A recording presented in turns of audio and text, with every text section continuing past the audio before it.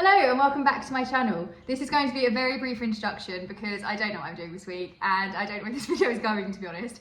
But I do know that most of my viewers aren't subscribed to my channel, and here are some statistics to back that up. If you haven't subscribed, please do, because it's so nice seeing the channel grow. And you can also follow me on all other social media accounts. Everything's in the description below. But let's get into this video and try and figure out how to tackle this game week. Here is how the team is looking currently. We're on 51 points. We still have the Chelsea fixture to go. So I've got Kepa in goal, and then I've got Andreas, and Mitrovic isn't playing because he did get a yellow card, which is just, we all saw it coming, didn't we? But we like to play with fire. Starting in goal, Kepa.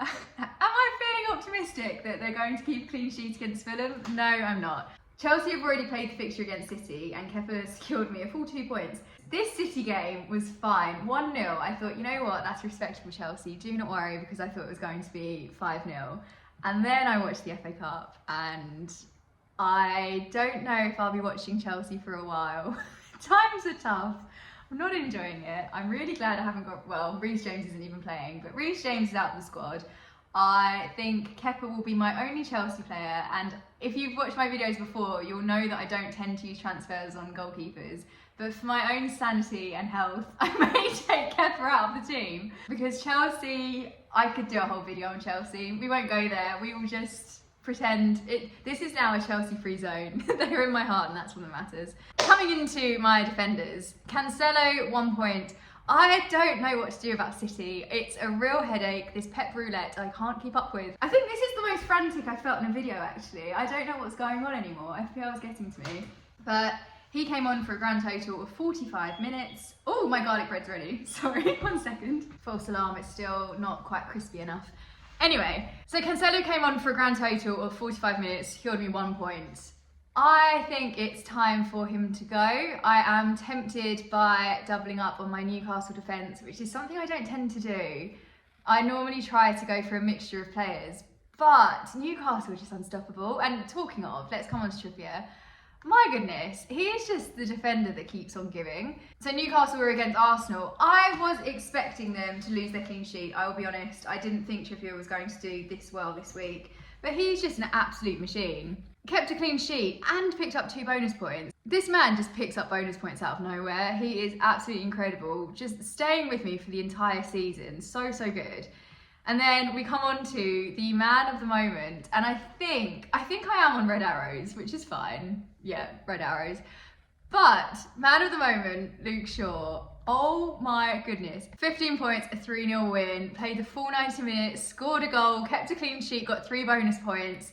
Absolutely amazing. So I transferred out Reece James and brought in Shaw, and that was the best decision I think I've made so far this season. And also, one of the first transfers I've made where they've actually hauled in points the week I get them. Normally, they blank as soon as they come in, and then the next week's the good one. So keep an eye on Luke Shaw, because he may blank this week, but it's fine, we don't mind. 10 out of 10, really, really happy with that. Coming into my midfield, so we've still got Andreas to play. Was he massively impressive against Leicester? No. Played 58 minutes, that's all. We've got 1 point. But with Mitrovic out for the Chelsea fixture, Andreas will be on penalties, and he may have his time to absolutely shine. I'm thinking Andreas may be one to blow your socks off. I'm just saying it, I'm putting it out there now. Fingers crossed he does, well, not fingers crossed he does well, because I don't want Chelsea to lose. But it's not looking very likely that they're going to win at the moment, because it's a disaster. So we'll see how Andreas does. He could be one to get me a green arrow if he really does perform, but I don't know how likely that is. He has had good weeks in the past, and Chelsea are not looking very strong currently, so I don't know. We will see. They're playing tomorrow night, so it'll be an interesting one to watch. Not that I will be watching, because I am taking a stand. I can't watch Chelsea. Salah, I was actually considering benching Salah and playing Ben Mee. The only reason I didn't was because Salah is so expensive and I'm not putting that much money on my bench. But they ended up getting the same amount of points. I wonder if Salah's days on my team are numbered. I know he has had good game weeks in the past and he can perform, but I've just got a real, I don't know. Salah has always been my go-to on my team, and I'm not really getting anything from him. And he is very much all or nothing. I mean, against Villa, when I think, did I bring him in game week 17? I think he was on my team game week 17. He got 12 points, and that was absolutely lovely. It felt like old times. Then the last 2 weeks, 2 points, 2 points. When you have people like Almiron that are just absolutely hauling, they're doing so well, I don't know if I can justify the 12.9 million price tag of Salah, and I am very tempted by Kevin De Bruyne, bringing him back in again. I just keep chopping and changing and making the exact same transfers backwards and forwards. But yeah, I'm not really that sold on Salah, and watching Liverpool play, it's not looking great, is it? So who have they got coming up? Brighton, Chelsea, Wolves, Everton. So I'd be tempted for Gameweek 22 and 23. But even then, I'm not jumping at the idea of having Salah on my team. That is a potential transfer option and will give me so much money to play around with. Odegaard, I brought Odegaard in last week, and yes, I am a bit disappointed. He just got in 2 points and it was a 0-0 draw with Newcastle. And yes, I was frustrated that he got a yellow card. Odegaard's history is so good, and I know that he is going to bring in some big points. So this is maybe the curse that I mentioned previously, where I bring in a player and they blank. Because I mean, his last 3 game weeks before the Newcastle game, 13 points, 11 points, 16 points. So it could be me that has jinxed him for the game against Newcastle. Arsenal are on fire. They are so impressive this season, and I would like to bring in some more Arsenal players, and I did say that the weakness in my team was the lack of Arsenal players, so I'm very pleased that I brought Odegaard in. Upcoming fixtures, they're playing Spurs, which Spurs again, they're not looking incredible, are they? There is potential there to get the goals in.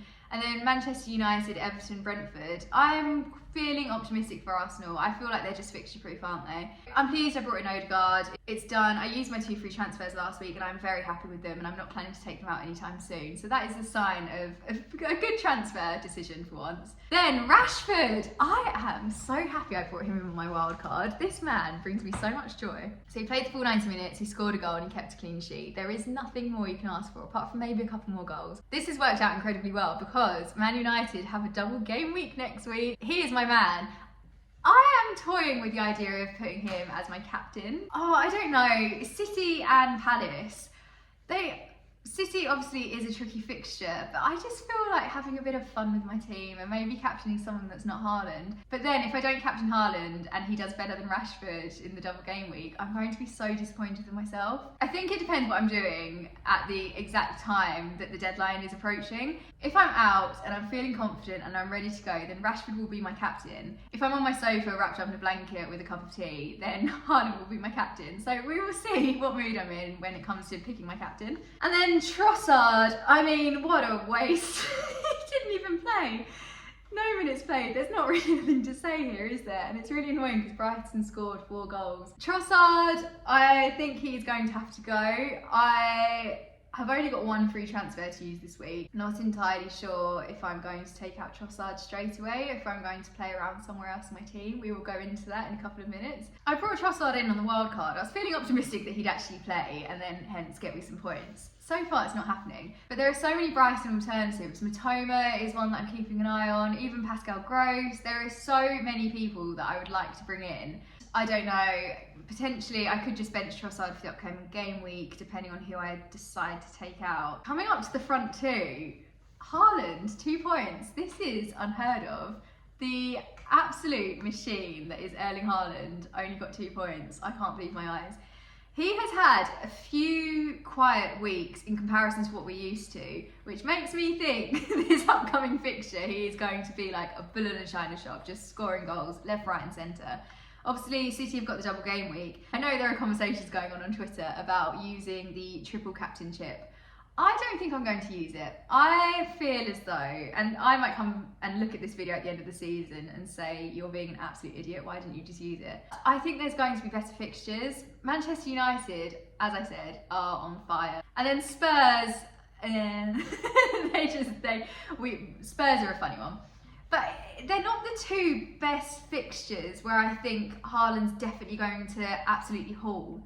So I am going to keep that chip for the foreseeable future. Hopefully wait for a better opportunity to use it, because I don't know, I think Manchester United could really put up a fight, and then I don't know. I don't know why I'm trying to justify it. Are you planning to use your triple captainship on Haaland? Because you may be able to persuade me to in the comments, but at the moment, my heart's not really in it. Haaland is on a total of 144 points, and I've had him since game week 1, so we will let him off for this quiet week, but fingers crossed this game week. He hauls in a lot of points, but not enough to make me regret not triple captaining him. So do the maths on that one. Finally, the one, this is going to be one of those moments I look back on in the FPL season and I go, why did I bring in Mitrovic and captain him? Although, to be fair, the other captaincy option I would have gone for is Haaland, who would have only got me 4 points. And I would never in a million years have thought of captaining Luke Shaw, because that's a very big move. I think I've captained a defender so far this season. It could happen. I might have full faith in Trippier one week. Obviously, if Mitrovic hadn't gotten the yellow card, it would be dreamy. Looking forward to the Chelsea game and hopefully having my captaincy pay off. But the faith is in Andreas at the moment. So Mitrovic scored a goal, which is brilliant, played the full 90 minutes, did get the yellow card, which means he's suspended, not playing, fine. Not a huge loss because the rest of my team was fairly quiet. So I will take those 10 points and thank you. I haven't told you about my fantasy football nemesis. It's my best friend, Andy. We used to live together. We used to sit on the sofa and cry or celebrate about our teams, but he is incredibly competitive. He has spreadsheets. He puts so much thought into his team. And I know this is an ironic rant from someone that has a YouTube channel talking about their fantasy football team, but this is new. Andy has been like this for as long as I've known him. I really want to beat him, so I am now getting so competitive. I don't care about my overall rank. I don't care about any rank whatsoever, apart from this one mini league. I have mentioned this mini league before and I want to be number one.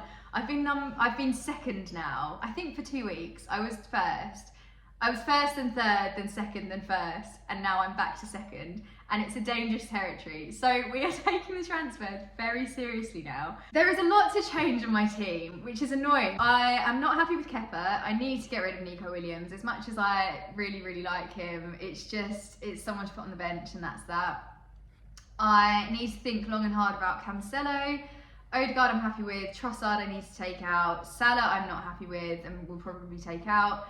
Andreas, kind of take it or leave it. So I had Andreas initially because he was a good cover for Mitrovic with the yellow card situation.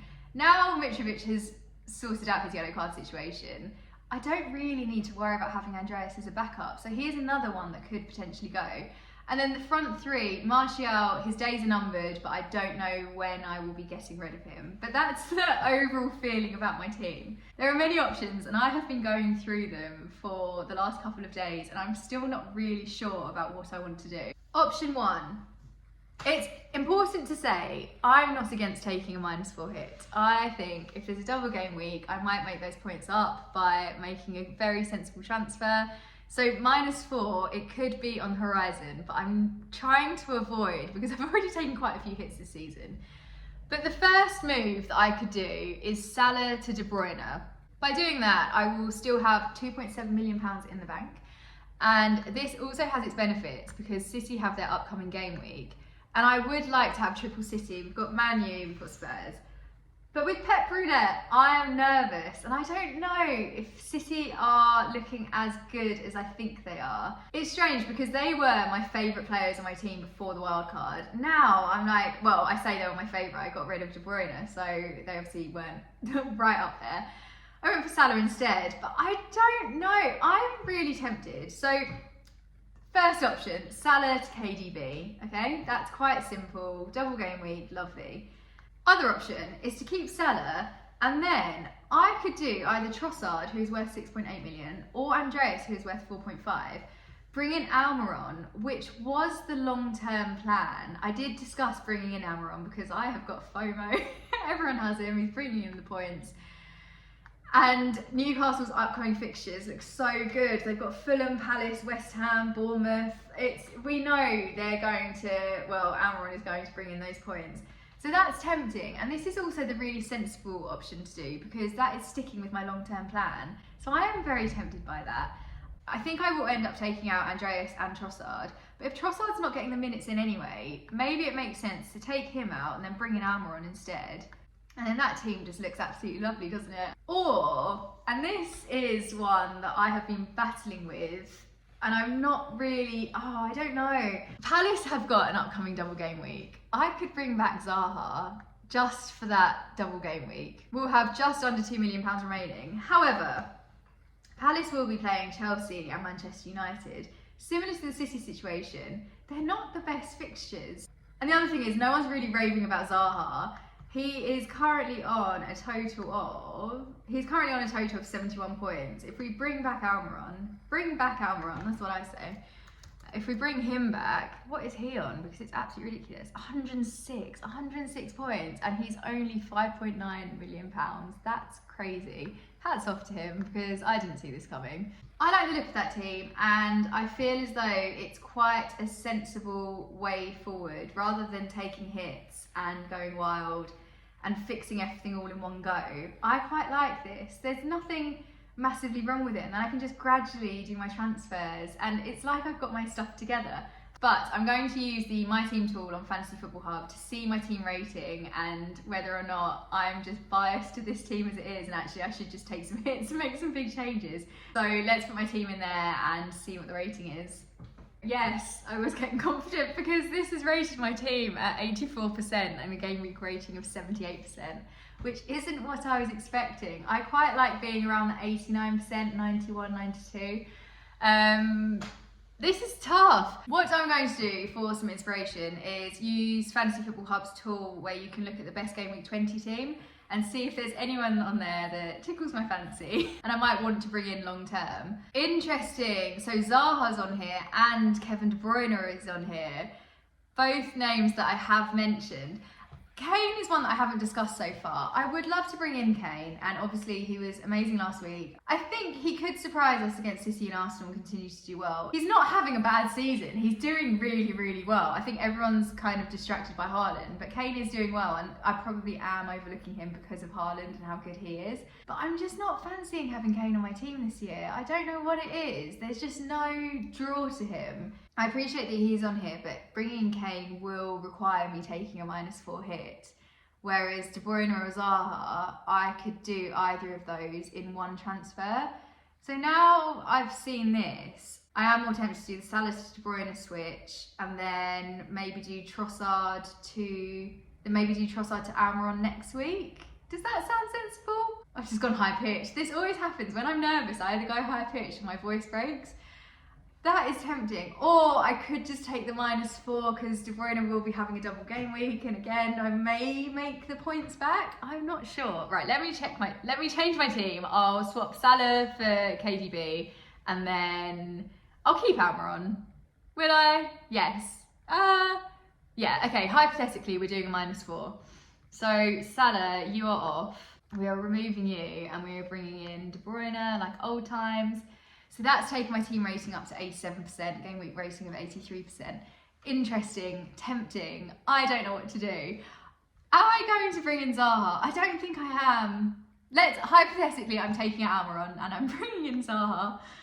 I feel as though I'll regret bringing in Zaha. So that takes me up to a team rating of 88% and a game week rating of 85%. Interesting. But do I want Zaha long term? I don't know. Do I fancy Zaha's odds? How many times can I say Zaha in one video? This is frustrating. I must say, I do like the look of having De Bruyne, but I feel as though maybe Zaha's a bit of a backward step for me and I should just stick with Almiron. I'm not sure. Let me know in the comments. I know I've thrown a lot of suggestions at you. Just go with it. And if any stuck out, let me know down below. That is the vague plan. I don't really know which option I'm going to go for, so do let me know in the comments what you think is the best way forward, because yeah, there's a lot to consider, and all of these double game weeks, I don't know. But once again, please do subscribe to my channel if you haven't already. As I said before, all of my social media links are in the description below, so follow me wherever, just not in real life because that would be weird. And I will see you in the next video.